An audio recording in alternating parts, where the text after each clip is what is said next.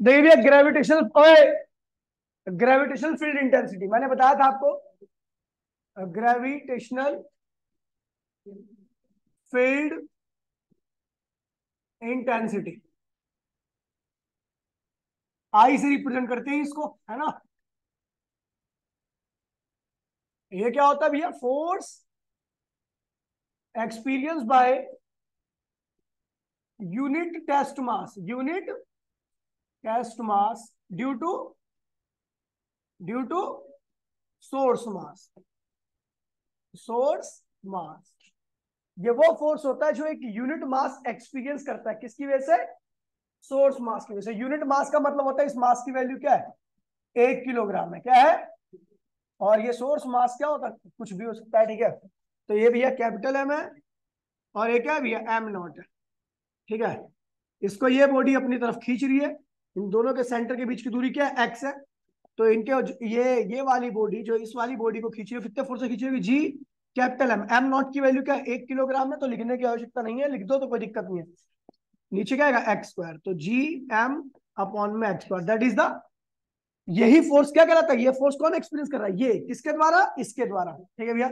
इसी को हम क्या कहते हैं भैया? Gravitation field intensity. और ये जो फॉर्मूला आ रहा है वो ग्रेविटी से या एक्सेलरेशन से कुछ मिलता जुलता है, ठीक है।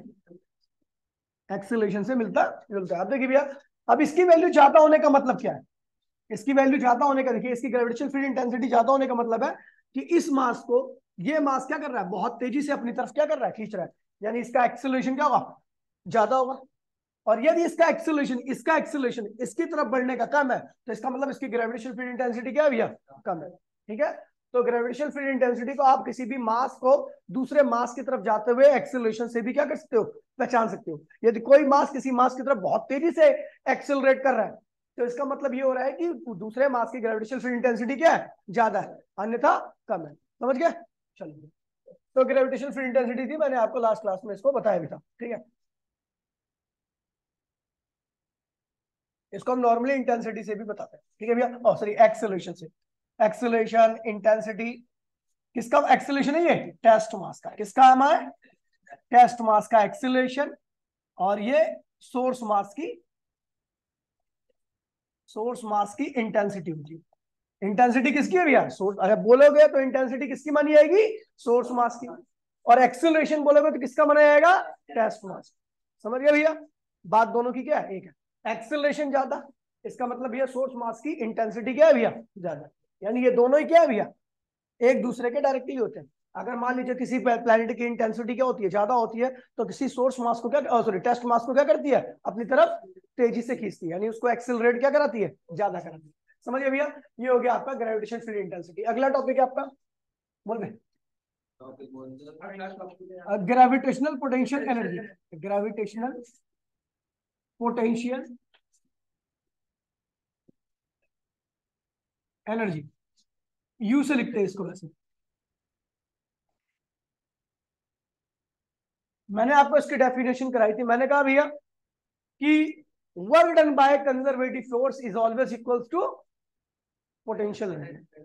कंजर्वेटिव फोर्स जो भी वर्क करता है वो किसके बराबर होता है? Potential energy. तो work done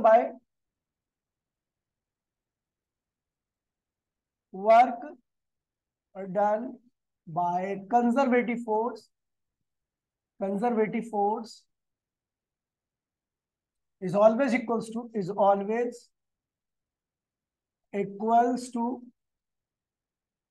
to potential energy. Here gravitational force is conservative in nature. Conservative conservative in nature. So work done by it in bringing a charge oh sorry, charge नहीं, mass, bringing a mass from infinity to any point without acceleration is always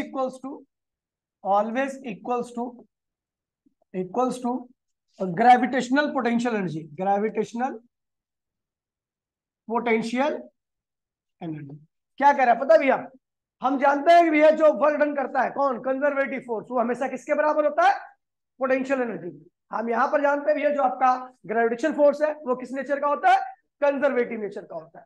तो उसके द्वारा किया गया वर्डन किसी test मास को infinity से किसी भी पॉइंट तक लाने में विदाउट एक्सीलरेशन बोलने का एक पर्पस है, ठीक है भैया, ताकि आपका जो वर्क आए ना आप आसानी से निकाल सको। अगर एक्सीलरेट करेगा तो हर पॉइंट पर वर्क क्या होगा, अलग अलग होगा।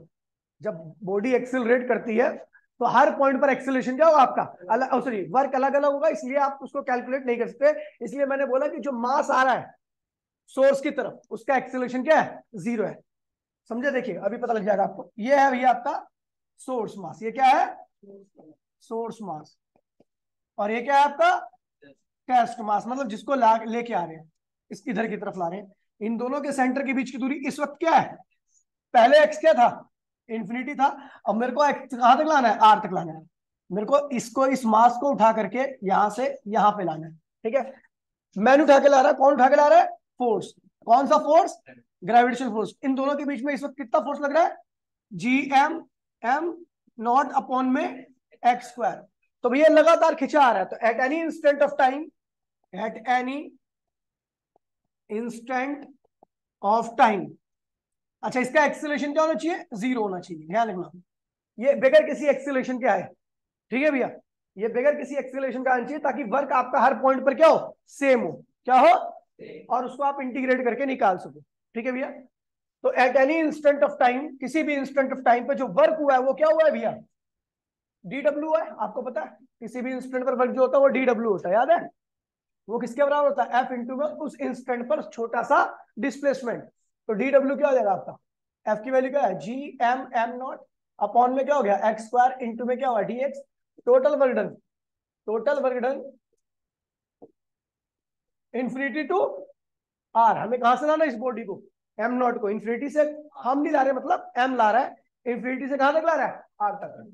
तो डीडब्ल्यू को इंटीग्रेट करो। स्टार्टिंग में जब इंफिनिटी पे था तो वर्क क्या होगा, 0, और जब आपका आर पे आ गया तो वर्क क्या हो गया होगा, डब्ल्यू। Gm m0 क्या हुआ, कांस्टेंट टर्म थी, बाहर आ गई, अंदर क्या बचेगा, dx अपॉन में एक्स स्क्वायर।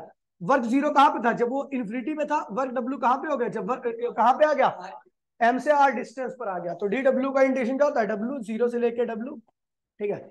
Gm m0 बाहर आ गया, dx को ऊपर ले, सॉरी एक्स स्क्वायर को ऊपर ले जाइए तो क्या होगा, x की पावर -2 dx, ठीक है। लिमिट लग गई आपकी इंफिनिटी से लेके r, और ये हो जाएगा, एक बार अपर लिमिट रिप्लेस करेगी, एक बार क्या होगा, लोअर लिमिट रिप्लेस करेगी, ठीक है।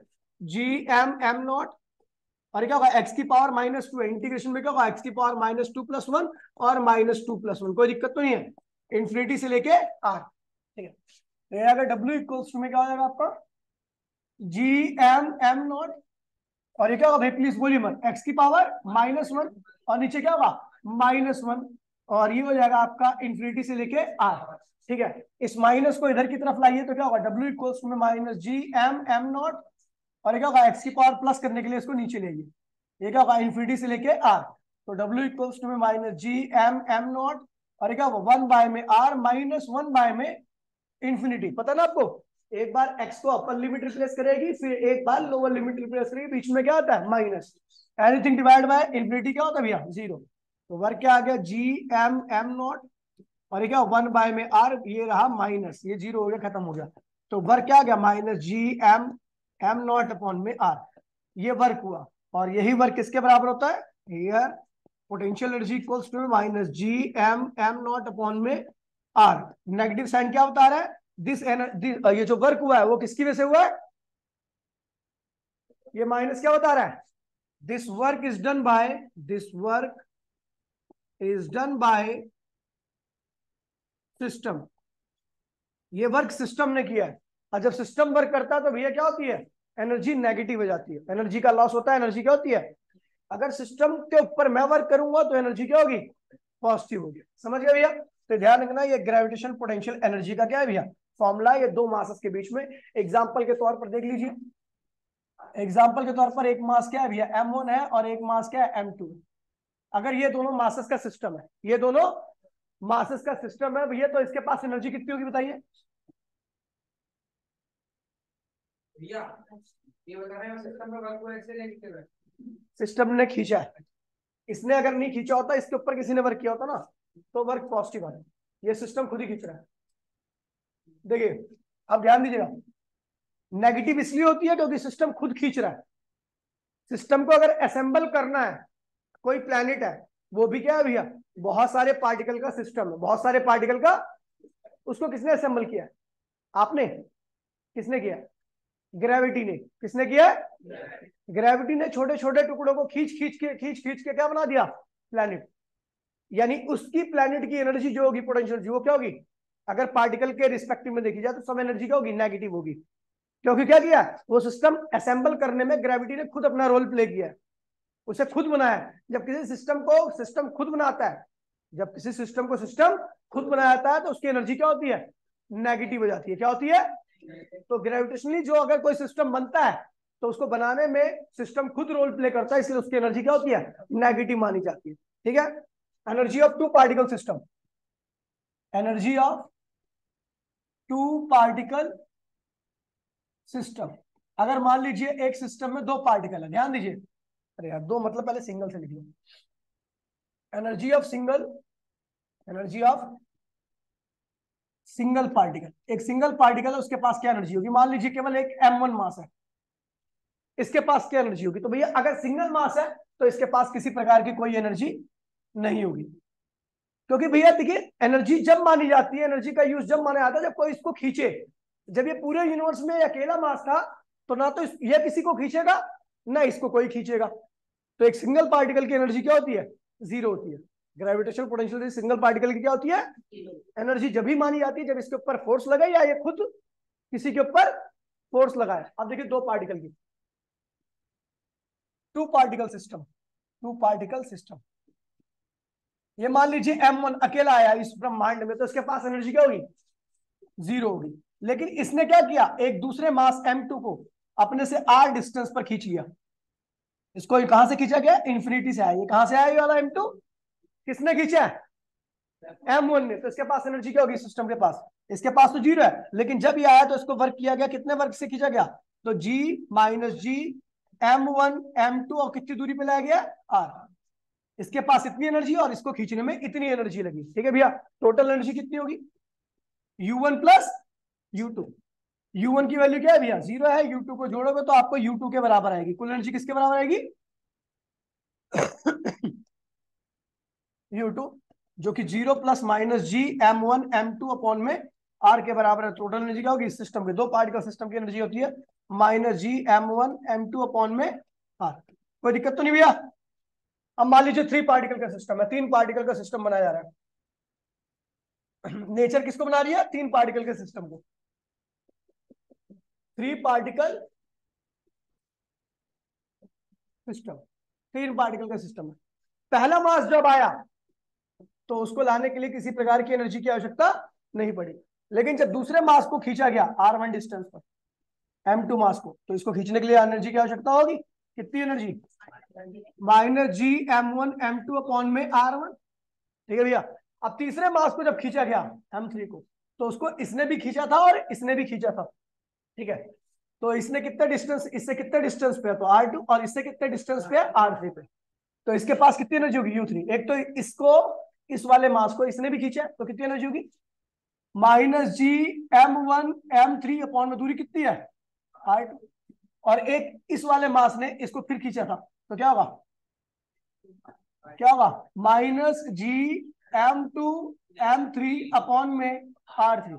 इस पूरे सिस्टम के पास कितनी एनर्जी होगी? टोटल एनर्जी कितनी होगी? u1 plus u2 plus u3 plus u4। तो कुल जोड़ दीजिए तो क्या होगा?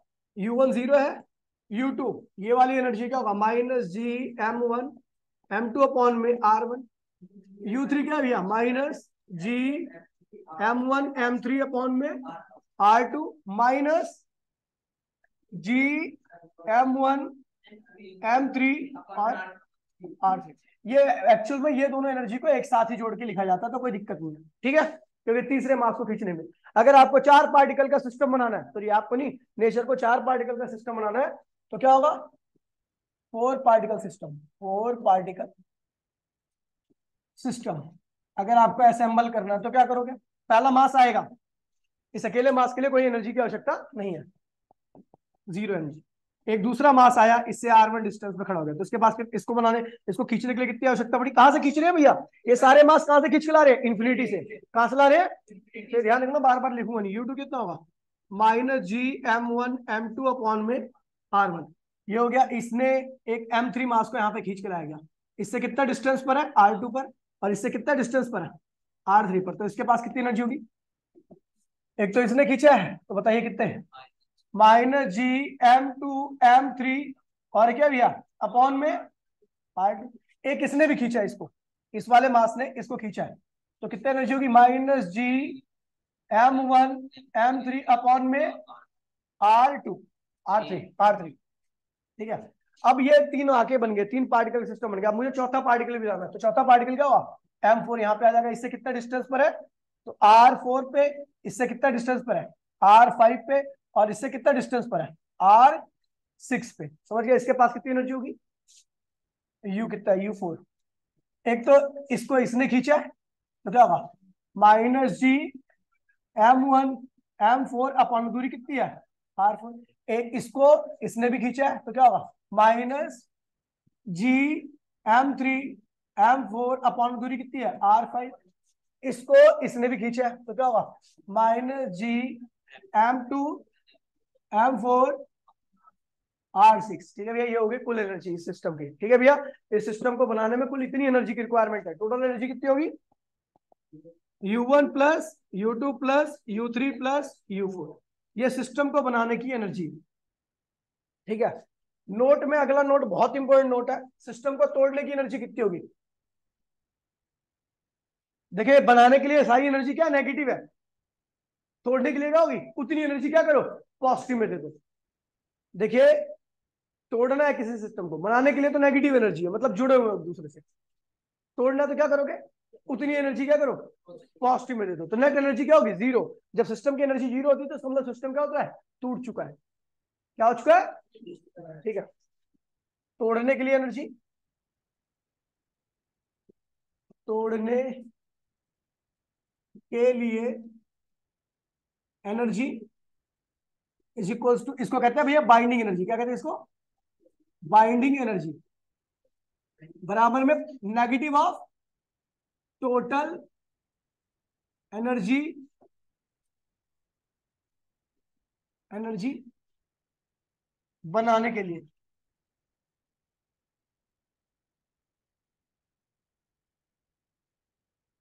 बनाने के लिए जो भी एनर्जी की रिक्वायरमेंट है उसी का नेगेटिव कर दो, तो क्या आएगा भैया? तोड़ने के लिए या बाइंडिंग एनर्जी आ जाएगी? क्या आ जाएगी? अगर मान लीजिए किसी सिस्टम को बनाने के लिए -10 जूल एनर्जी की रिक्वायरमेंट है, कितनी है? तोड़ने के लिए क्या होगी? +10 जूल। -10 में से +10 जोड़ दोगे तो सिस्टम की एनर्जी क्या हो जाएगी? 0 हो जाएगी। अब वो सिस्टम के पार्टिकल्स क्या हो चुके हैं? टूट चुके हैं और एक दूसरे से इनफाइनाइट डिस्टेंस पे जा चुके हैं। क्योंकि जब इनफाइनाइट डिस्टेंस पर रहेंगे तभी उनके बीच की एनर्जी क्या आएगी? 0 आएगी। एनर्जी 0 कब आती है? जब R की वैल्यू क्या हो जाए? देखिए, मान लीजिए M1 है और ये M2 है, इनके बीच में दूरी R है। ठीक है। तो इफ R इक्वल्स में क्या हो जाए? इनफाइनाइट हो जाए, तो क्या होगा? इनके बीच की एनर्जी क्या होगी? U इक्वल्स में -M1M2 अपॉन में क्या हुआ? इनफाइनाइट। ये क्या हो गया भैया? 0। इसका मतलब अगर आप किसी की एनर्जी को 0 कर रहे हो तो इसका मतलब सारे पार्टिकल्स को कितनी दूरी पर ले आ रहे हो? एक दूसरे से इनफाइनाइट डिस्टेंस पर। और इनफाइनाइट डिस्टेंस पर जाने के बाद वो एक दूसरे को खींचेंगे नहीं। ठीक है भैया, ये भी लिख देना। यदि, यदि ऐसे लिख देना, ऐसे, यदि किसी सिस्टम की एनर्जी, एनर्जी को 0 कर दे, 0 कर दे, कर दे, तो उसके पार्टिकल, उसके पार्टिकल इन्फिनिटी पे चले जाते हैं। कोई दिक्कत तो नहीं भैया? अगर किसी सिस्टम के पार्टिकल की एनर्जी को क्या कर दिया जाए? 0 कर दिया जाए, तो उसके पार्टिकल कहां चले जाते हैं भैया? इन्फिनिटी। समझिए भैया? साले बात कर रहा है।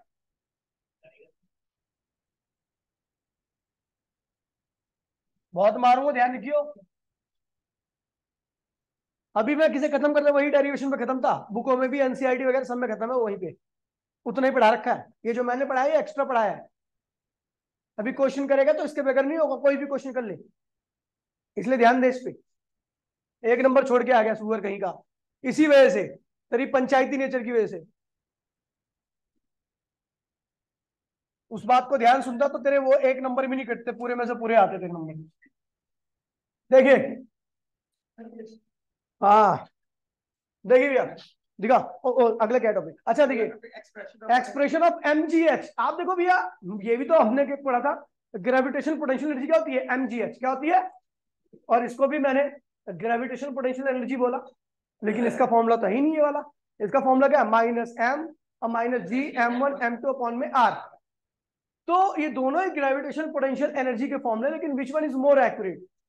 तो भैया ये वाला ज्यादा एक्यूरेट होता है। क्यों एक्यूरेट होता है अभी आपको पता लग जाएगा, समझ गया भैया। तो expression of m ji h. देखिए भैया, ये है धरती, इसका मास क्या है एम, इसके सरफेस पे एक मास रखा हुआ है जिसका मास क्या है स्मॉल एम। दोनों के बीच की जो दूरी है वो क्या होती है, कैपिटल आर है। क्यों, क्योंकि भाई सरफेस पे रखा गया। ठीक है, मैंने क्या किया एक केस में, इस केस में आपको पता भी है, स्मॉल एम को किसने खींच रखा है, धरती ने। धरती ने खींचा, इसका मतलब सिस्टम जो बना इन दोनों का, वो खुद ही सिस्टम ने फोर्स लगा के बनाया, सिस्टम ने खुद वर्क किया है ना, अपने आप को बनाने के लिए। तो इन दोनों के बीच की एनर्जी क्या होगी इस वक्त, एनर्जी ए पॉइंट की एनर्जी क्या होगी, minus G M small M upon में दूरी कितनी है R। ठीक है, मैंने क्या किया, मैंने इसको यहाँ पे बी पॉइंट पे ले गया, इस मास को कहां ले गया, बी पॉइंट पर आर, और यहां से यहां तक की दूरी क्या थी, एच। ठीक है, और यहां पर बताया तो r is much much much much greater than h. R की वैल्यू जो है रेडियस ऑफ अर्थ एच से क्या बहुत बड़ी है। कितने ऊपर ले आएगा, कितने ऊपर उठाते हो आप, किसी की 10 मीटर 20 मीटर 100 मीटर, इससे ज्यादा थोड़ी ना उठा सकते हो किसी चीज को। तो मतलब आर तो हमारा 6400 किलोमीटर है, इसलिए आर की वैल्यू क्या एच से बहुत ज्यादा है। तो इस पॉइंट पर आपने एनर्जी क्या होगी इन दोनों के बीच की, अभी भी तो खींच ही रहा होगा ये, अभी भी तो सिस्टम ही है। जब तक अर्थ इस मास को खींचेगी तब तक सिस्टम ही रहेगा वो, समझ गए। तो इस बी पॉइंट की एनर्जी क्या होगी, minus G capital M small M upon में दूरी कितनी होगी, R plus H. R plus H, ठीक है भैया, पोटेंशियल एनर्जी में स्क्वायर नहीं लगता। ठीक है, बताओ कौन सी एनर्जी ज्यादा होगी, ऊपर वाली नीचे वाली। हमने वर्क किया है, अपने आप ऊपर थोड़ने चला गया है, तो इसका मतलब ये वाली एनर्जी क्या होगी, ज्यादा होगी। उसको ऊपर ले आने में ये एनर्जी क्या होगी, ज्यादा होगी, क्योंकि उठाते हो तो आप वर्क करते हो। जब आप वर्क करोगे सिस्टम के ऊपर, तो इसका मतलब उसकी एनर्जी होगी बढ़ेगी। ठीक है, तो U A here, U B is greater than U A, work done on the system के ऊपर वर्क किया गया भैया, इसलिए जो एनर्जी क्या होगी, बी पॉइंट की बढ़ गई है। तो भैया निकालते चेंज इन एनर्जी, क्या निकालते हैं, आप सरफेस से एच हाइट पर उठाते हो तो एनर्जी की वैल्यू क्या आती है, एम जी एच आती है ना। सरफेस से एम मास को अगर आप एच हाइट तक उठाते हो तो एनर्जी की वैल्यू क्या आती है, एम जी एच। तो अगर यहां पर मैं चेंज निकाल रहा हूं तो वो भी क्या आना चाहिए, एम जी एच ही आना चाहिए, है ना। तो U B minus U A, तो यू बी कितना है, minus G capital M small M upon में दूरी क्या है आर प्लस माइनस, माइनस क्या है, डिफरेंस निकाल लो, माइनस ये वाला है। और यू एनर्जी क्या है, minus G capital M small M upon में आर। ठीक है, ये हो गया आपका। तो चेंज इन पोटेंशियल एनर्जी क्या आएगा, ये पॉजिटिव हो जाएगा, ये नेगेटिव हो जाएगा, इसको परली साइड में लिख दो, G capital M small M upon में आर, और आगे वाले को पीछे साइड में लिख दो। ठीक है, तो G M small M upon में क्या वो आर प्लस एच। ठीक है, ये हो गया सुअर, समझा तू। जी कैपिटल एम स्मॉल एम, अंदर क्या होगा 1 में आर माइनस 1 में आर प्लस एच। कोई दिक्कत तो नहीं भाई किसी को, ठीक है। तो ये हो जाएगा आपका G capital M small m, और ये क्या हुआ r plus H minus r, और ये आर की मल्टीप्लाई नीचे होगी तो r square plus R H. ठीक है भाई, कोई दिक्कत तो नहीं किसी को। तो ये हो जाएगा आपका G capital M small M R plus H minus R upon में क्या हुआ R square plus R H. ठीक, आर से आर क्या हुआ कट मर गया।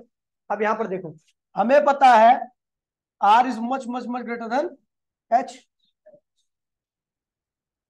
अगर मैं आर से इधर मल्टीप्लाई कर दूं और आर से इधर मल्टीप्लाई कर दूं फिर भी कोई दिक्कत तो नहीं है। नहीं, बड़े में बड़े नंबर की मल्टीप्लाई कर दो तो बहुत बड़ा हो जाता है, ठीक है, और छोटे में बड़े नंबर की मल्टीप्लाई कर दो तो क्या होता है वो छोटा हो जाता है, उल्टा छोटा हो जाता है। समझ गए भैया। अब ये किलोमीटर में आर और एच किस में होता है मीटर में होता है, मतलब पॉइंट में आएगा अगर आप किलोमीटर की टर्म में लिखोगे इसको तो। समझ गए भैया। तो आर स्क्वायर अब भी क्या होगा बहुत बड़ा रहेगा और आर एच क्या होगा अब भी बहुत छोटा ही रहेगा। मेरी बात सुन में ही नहीं आई। अब इसका मतलब ये हुआ कि ये क्या है आटे की बोरी है और ये क्या है भैया चुटकी भर आटा है। आटे की बोरी में चुटकी भर आटा निकाल लो या डाल दो कोई फर्क पड़ने वाला है नहीं है। तो इसीलिए यहां पर क्या होगा here so r square plus are h tends to क्या होगा आर स्क्वायर के ही बराबर आएगा लगभग। क्या आएगा टेल्स टू मतलब उसके एग्जैक्ट तो नहीं है लेकिन उसके आसपास हो गई, ठीक है, थोड़ा बहुत ऊपर नीचे हो सकता है। समझ गए। अब देखो ये क्या लिखा जाएगा जी कैपिटल एम स्मॉल एम और ये क्या हुआ एच और नीचे क्या होगा केवल आर स्क्वायर बचा, कोई दिक्कत तो नहीं है। अच्छा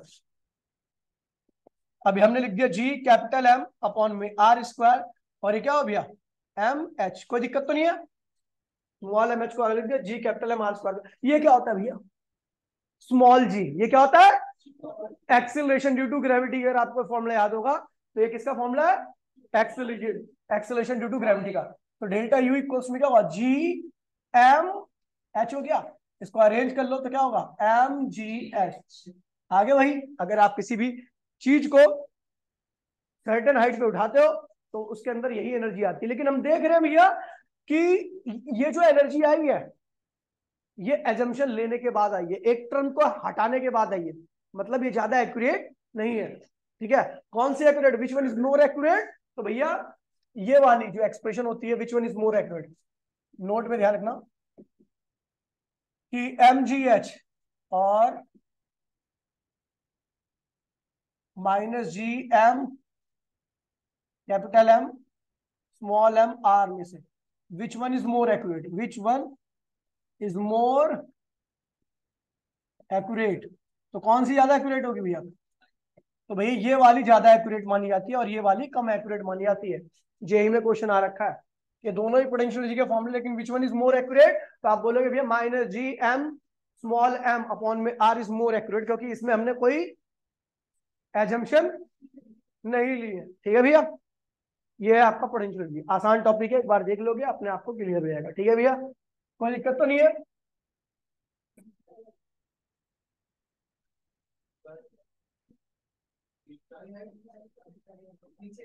देखिए भैया क्वेश्चन का नाम है भैया क्वेश्चन क्या है 3 point mass each of mass m placed at the vertices of equilateral triangle of side l। तीन मास है तीनों कहां पर रखे भैया एक इक्विलेटरल ट्रायंगल के वर्टिसेस पर जिनकी साइड क्या भैया l है।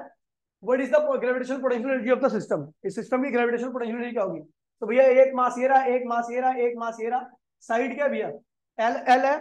इस मास जब ये मास था तो इसके पास एनर्जी कितनी होगी जीरो, जब ये मास आया तो आपको पता है इस दोनों के बीच की एनर्जी क्या होगी माइनस जी एम स्क्वायर, क्योंकि दोनों मास सेम है तो इसलिए m1 m2 की यहाँ पे हमने क्या लिख दिया एम स्क्वायर, दूरी कितनी है। जब ये तीसरा मास आया तो भैया इसको इसने भी खींचा इसने इसको भी खींचा, इसके पास कितनी एनर्जी होगी जी इन दोनों के बीच की एनर्जी, इसके बीच की और इसके बीच की एनर्जी क्या होगी माइनस जी, दोनों मास सेम है दूरी कितनी है इतनी, यहाँ पर दोनों मास सेम है दूरी कितनी है एल, ये एनर्जी आ गई। उसके बाद फिर ठीक है उसके बाद फिर ठीक है अब टोटल एनर्जी निकालनी है, क्या निकालनी है टोटल एनर्जी, तो ये पहली एनर्जी दूसरी एनर्जी और तीसरी एनर्जी को जोड़ दीजिए तो ये आएगा आपका ये आंसर आएगा। तोड़ने के लिए तो तोड़ने के लिए negative of total potential energy, total potential energy का नेगेटिव कर दोगे मतलब कुल पोटेंशियल एनर्जी कितनी आई है इतनी आई है, इसी का नेगेटिव कर दोगे तो क्या होगा जी एम स्क्वायर 3 अपॉन में एम, ये क्या है तोड़ने के लिए एनर्जी की रिक्वायरमेंट, कोई दिक्कत तो नहीं है।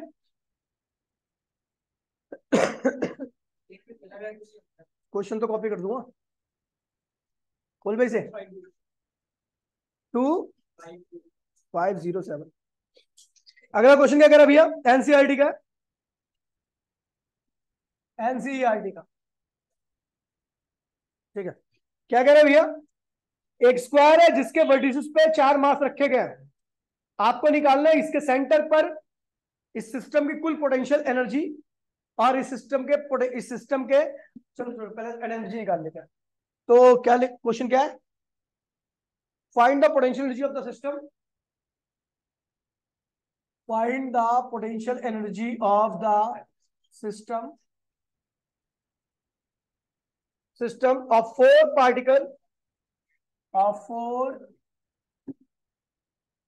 particle each of mass m are placed at the vertices of square